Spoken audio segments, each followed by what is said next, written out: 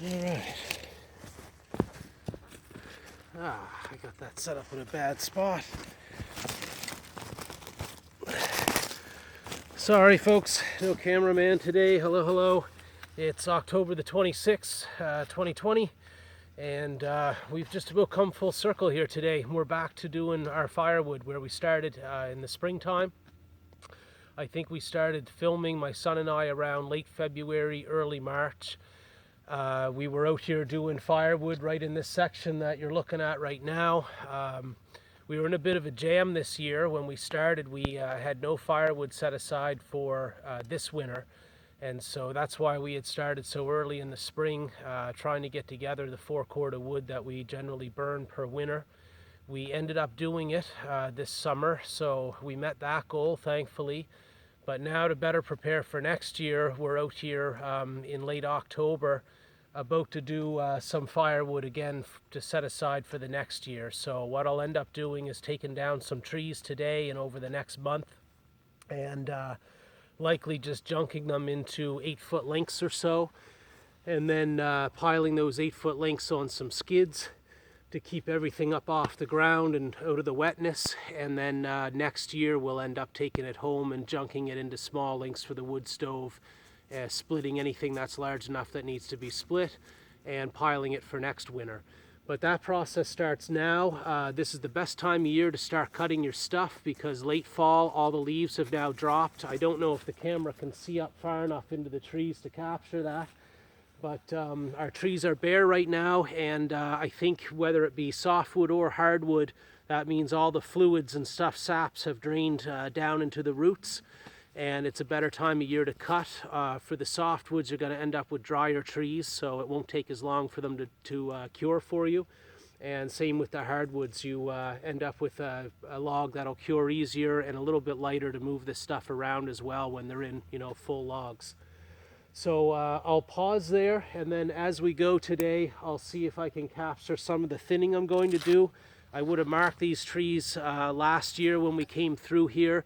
This has been about 2 years that we've been picking away at this one maple stand right here, trying to thin it down to what trees are going to stay here long term, for the next 20 years or so, and fill out to be maple syrup trees. So I'm going to go through right now with the bow saw because I want to make nice clean cuts. I try to keep them low to the ground, and I'm going to make some angle cuts on some of these trees so that it sheds water. You don't want anything that can cause rot as well on the top of your stump. So that way it'll shed the water that comes down off it instead of pooling into a stump. And when we're done, I guess you might be able to see some difference coming through the trees here.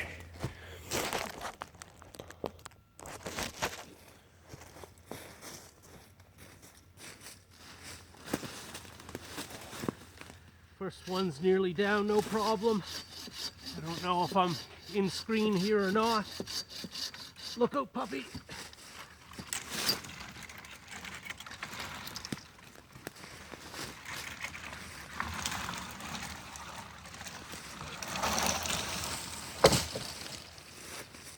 There, so we've taken the one that was next to this larger trunk here, so that this one can fill out as our main tree.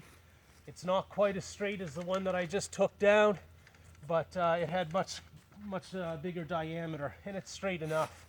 Now, I took off this tree out of the clump this year, but because these clumps are, I believe, technically one tree, you're not supposed to take any more than, I don't know, something like 10 to 30%, let's say, of the foliage up top per year. So I'll probably wait, and if I want to get rid of this branch over here next spring or next fall, maybe I'll cut that one off, and then we'll just have the one main trunk and main top to the tree. So next, it's a tough call. I'll pause and put some thought into this. Okay, so now about 10 maple trees later, I've thinned probably all I'm going to for this year. We start off, we'd have a nice tree here, and then it's a few feet over to this kind of scrawny one. He might get cut down sometime.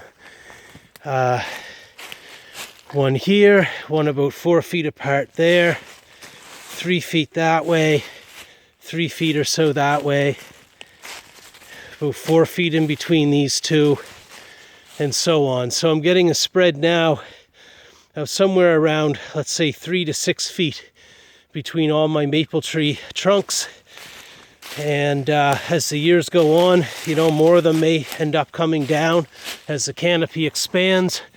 Apparently, to produce maple syrup, you want to have really large crowns on the top of your trees up there. So if I can make one trunk have a greater crown than having 3 small ones, I think that's the way to do it. And then the diameter of the tree is going to grow faster as well, so that we can tap it that much sooner. Now right here, 1, 2, 3 trees. I think the one in the middle there will come down this year, and then we'll have 3 of them all about 3 feet apart going forward. So that's it for today. As this goes on, I guess we'll show you updates as to how we thin the forest.